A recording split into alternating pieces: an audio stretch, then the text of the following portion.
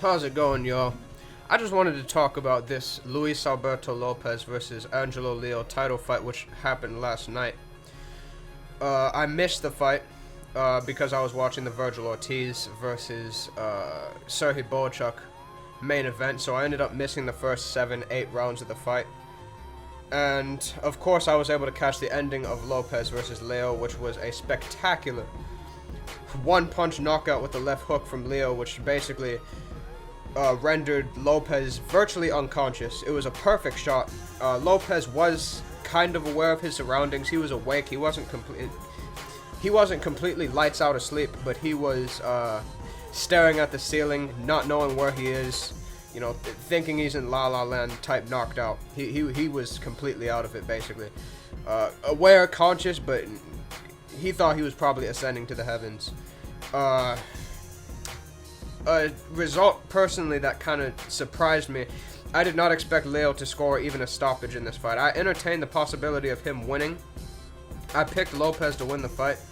I thought Leo had a reasonably good chance of winning because of the fact that Lopez has a style that can be neutralized with pressure fighting, and we have seen guys like Joet Gonzalez and Warrington give him issues on the inside.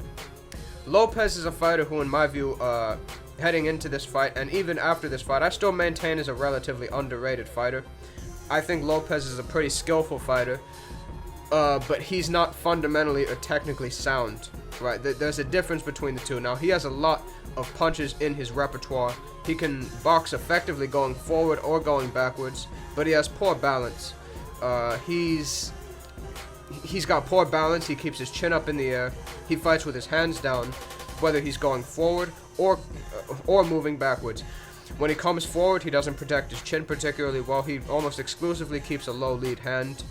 He looks to keep his punches low. He looks to use that stance to kind of catch guys off guard with punches outside of their peripheral vision. And as a result, he ended up having to pay the price. And I knew this would eventually happen to Lopez just because of his style.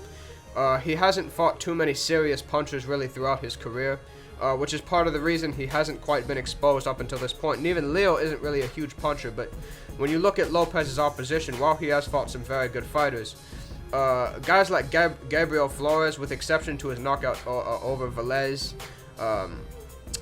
guys like Josh Warrington and Michael Conlon, none of those guys are really known for their one-punch knockout power. Joet Gonzalez, you know, is a decent attritional puncher. His punches do have effect. He does wear guys down over the course of fights, and he is in good condition, but he's not a one-punch knockout artist, nor is he explosive or athletic. He's just kind of a tough, for lack of a better term, a punching bag. So he was finally kind of getting in the ring with a guy who was able to deliver that power, but Leo also had the technical ability, had a superior fundamental base to Lopez. I don't think he's quite as dynamic or athletically gifted as Lopez, but Leo just has a tighter fundamental base. Leo was catching him with the jab early. Leo was outboxing him on the back foot in many instances, and when he was able to get on the inside, though Lopez was doing a good job stepping back, creating space for his uppercuts and hooks, when Leo got on the inside, Lopez really didn't have any answer.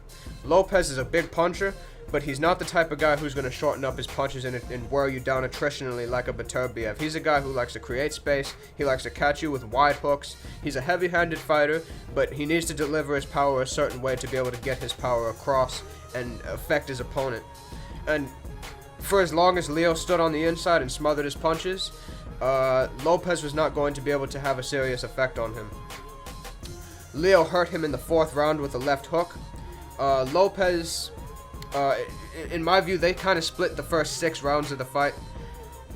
I thought the first round went to Leo. I thought the second round went to, the first 2 rounds went to Leo. I thought the 3rd round went to Lopez. The 4th round went to Leo, and then the 5th and 6th rounds, Lopez took those rounds. I thought Lopez was able to kind of outbox Leo in those rounds. I thought Leo was a little bit less attritional and aggressive in those rounds. He was looking to box a little bit more, and I think for as long as he boxed on the back foot and as long as he was put on the ropes, he was not going to have much serious success, because Lopez is a guy who excels a little bit more at range than Leo does, even though Leo does have good defense, does have definitely an improved jab from the days of him fighting Juarez and Fulton and guys like that in Alameda. But I also think fighting a guy as big as Alameda, as Leo did back in the day, kind of helped him prepare for these types of fights where he needed to be kind of more creative with his offense. Not in terms of just his punch selection, but his footwork and being able to circle opponents. Leo, before this fight, obviously took a 2.5-year layoff until he basically had 3 warm-up fights. He went on to Pro Box TV, and Leo, by the way, was, sleeping out of... he was cast aside by Mayweather Promotions after his defeat to Fulton and then eventually beating Alameda. He was cast aside, and he was forced to live out of a truck and sleep in parking lots in Vegas casinos and various places like that. So it is quite inspiring to see how he's managed to reinvent his career. He was called up and ended up getting a couple paydays on Pro Box, ended up fighting Mike Plania and Eduardo Baez, who himself, in my view, was robbed against Arnold K, a guy who I believe also boxed on that card. So Leo ended up picking up a couple of nice victories and really picking up where he left off. He didn't show much ring rust, and he was adequately prepared for this fight. He had a game plan, and from the 7th rounds onwards, I thought Leo basically shut Lopez down. Lopez was not really landing consistently. Lopez was putting together nice combinations. Lopez was able to land heavy when he got through, but Leo was piecing Lopez up on the inside, was consistently catching him with straight right hands, and Lopez's low lead hand effectively made him pay. Leo himself was getting caught with right hands because Leo himself tries to use a shoulder roll on the inside. But the problem with Leo's defense on the inside when using the shoulder roll is he doesn't tuck his head over his opponent's shoulder, and nor does he use his backhand to protect and catch punches. He just goes inside and kind of looks to catch and shoot, but he's not defensively aware enough when using it. So Lopez was finding some success, particularly in those mid-rounds. But he eventually got, I won't say broken down, but he got figured out tactically. Leo overall was outlanding him and having his way. And then the 10th round came.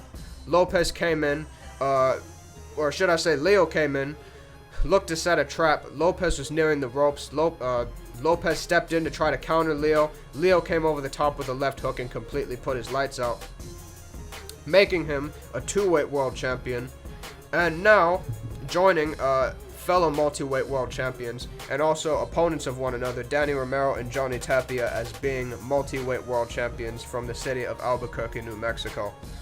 Which is incredibly inspiring to see where he's come from in his career and the lows he's had over the past couple of years to becoming a multi-weight world champion and joining names like that, and also beating a fighter as credible as Luis Alberto Lopez.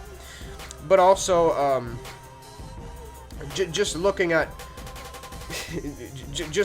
the improvements he's made sort of throughout the course of his career, coming from losing a relatively lopsided decision versus Fulton, managing to kind of have a world title fight fall into his lap with Fulton pulling out and then beating Tremaine Williams, losing in a relatively one-sided fashion to Fulton, and going on such a layoff where he was basically cast aside by his own promotional company, and then managing to pick up where he left off and move up a weight category and win a title in what was a very good fight.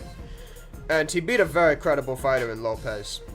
Lopez himself was just coming off of a victory versus Ria Abe, who himself was coming off of a victory over Kiko Martinez, who himself had just fought Warrington, had beaten Kid Galahad, and also defeated Jordan Gill in a fight I think he might have even been an underdog in. So, this is a fantastic victory for Angelo Leo.